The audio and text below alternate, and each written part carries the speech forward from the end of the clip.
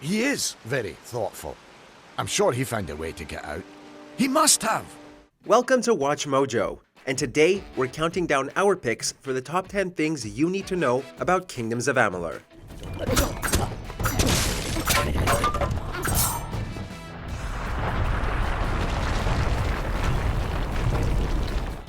It all makes sense now. Looking for a good action RPG? Well, allow us to introduce, or reintroduce, Kingdoms of Amalur: Re-Reckoning, a game released in 2012 that's been recently remastered by Kaiko, the studio behind the Darksiders remasters, and published by THQ Nordic. Got any tips for new players or any interesting tidbits about development? Be sure to share with us in the comments below. Number 10. The original game.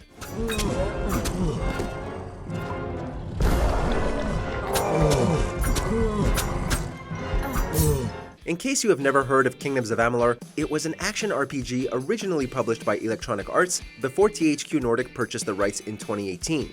In it, the player takes the role of a mortal who is mistaken to be dead before awakening in the Well of Souls. Filled with mystery, romance, and humor aplenty, the game captured the spirit of adventure, and fans were craving more.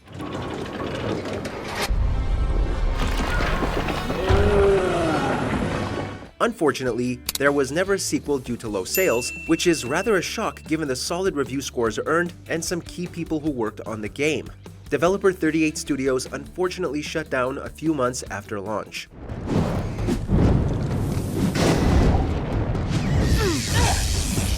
Number 9. Familiar folks worked on the game. I never did trust Faye to begin with. Well, those twith are the worst sort. They waged some sort of holy war against humans and Alpha for years now. Kingdoms of Amalur: Reckoning isn't your average RPG. There are some really notable people who helped make the game a reality. Those familiar with video game composers may quickly recognize the musical style of Grant Kirkhope upon starting the game. Ken Rolston, who served as lead designer for The Elder Scrolls III: Morrowind and The Elder Scrolls IV: Oblivion, took the role of executive design director. But for all these years, I've never been the ruler of my own dreams. Fantasy and science fiction novelist R.A. Salvatore is responsible for the game's lore and world. The gorgeous style, on the other hand, comes from none other than Todd McFarlane, who is better known as the creator of Spawn. You could say this was the game's dream team. You're the one. Then that means it all makes sense now. Number 8. Building your character.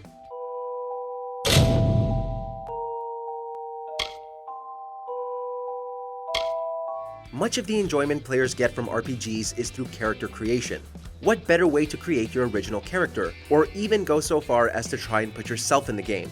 Kingdoms of Amalur may not have customization as deep in cosmetics as other games, but it still offers plenty of choices in terms of your character's story, background, and combat abilities.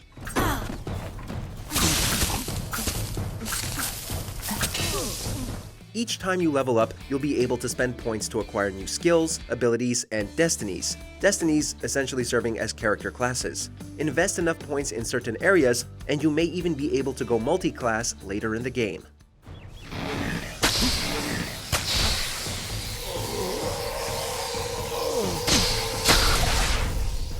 Number 7. DLC.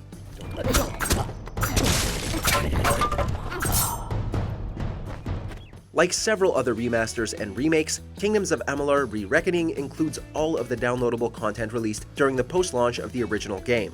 The Legend of Dad Kell came with a whole new region with a plethora of quests to take on, as well as new enemies and dungeon types.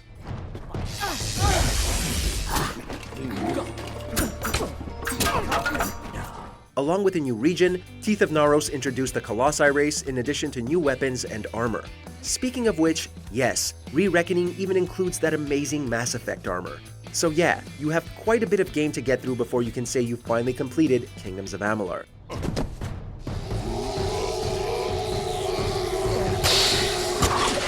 Number 6. Improved performance.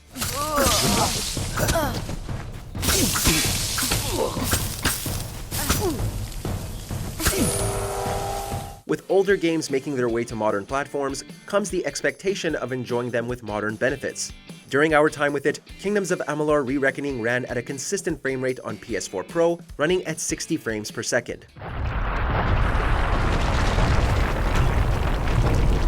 For the time being, however, Xbox One X supports the game at 4K resolution, with PS4 Pro getting this upgrade at a later date. At the time of recording, it only sits at 1440p, but like we said, improvements are incoming. Even so, the game features tons of scenery that is a marvel to look at, even at 30 frames per second.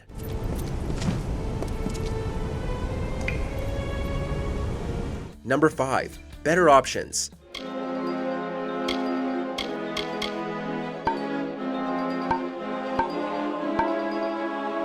If you're the type who likes to see more of the game and less of the HUD, you might take a liking to the various options offered in Kingdoms of Amalur: Re-Reckoning. For starters, the HUD is a little more customizable, allowing players to keep it on, shrink its size, or remove it from the screen entirely.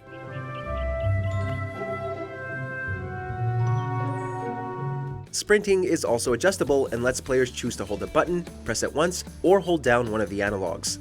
Even the camera settings are flexible enough with a field of view and auto-follow setting.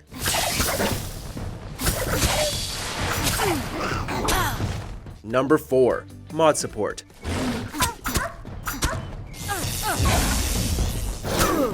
Over the past decade, the modding community has expanded exponentially in the PC market, and THQ Nordic is aware of this. For the time being, Kingdoms of Amalur: Re-Reckoning can be modded, but it's a little difficult for users to access the files.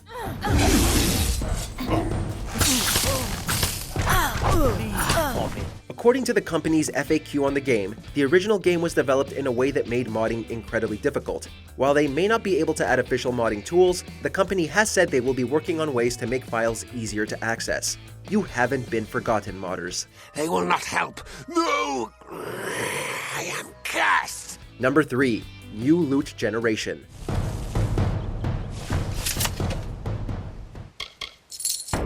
It can be frustrating when RPGs continuously hand you armor, weapons, and other forms of equipment that have absolutely nothing to do with your character build.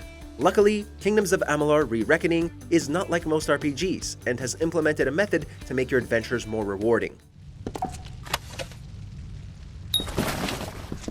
Thanks to a new loot generation system, the game will often reward you with items that are tailored more towards your current skill set.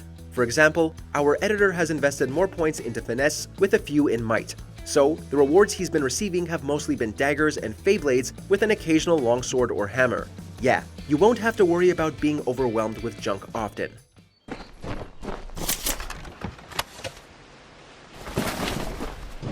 Number 2. Content. Great Mitharu, Egan has returned. As for you, you have done as I asked. With more than 100 hours worth of content and a hearty amount of DLC to boot, one might think Kingdoms of Amalur: Re-Reckoning would take up a good amount of space. On the contrary, the game is relatively small compared to most RPGs, clocking in at around 30 gigabytes.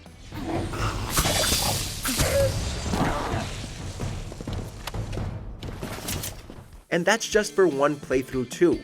If you're curious about playing through some of the other classes, you are looking at hundreds upon hundreds of hours of playtime. In other words, you're getting quite a bit of content for $40. And there's more to come.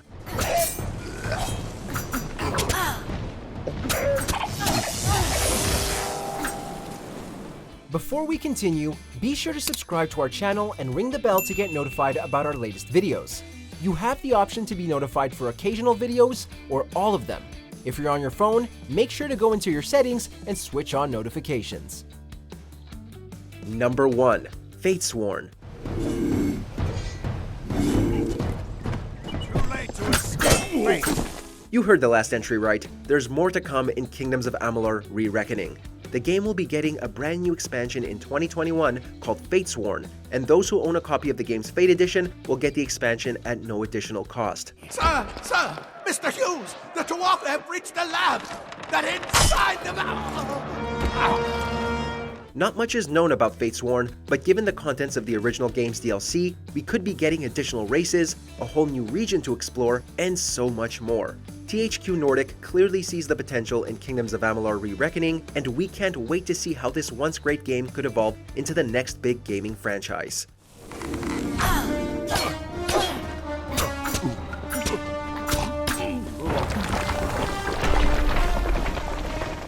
In the mood for more awesome gaming content? Be sure to check out this video here on Mojo Plays. And don't forget to subscribe and ring the bell to be notified about our latest videos.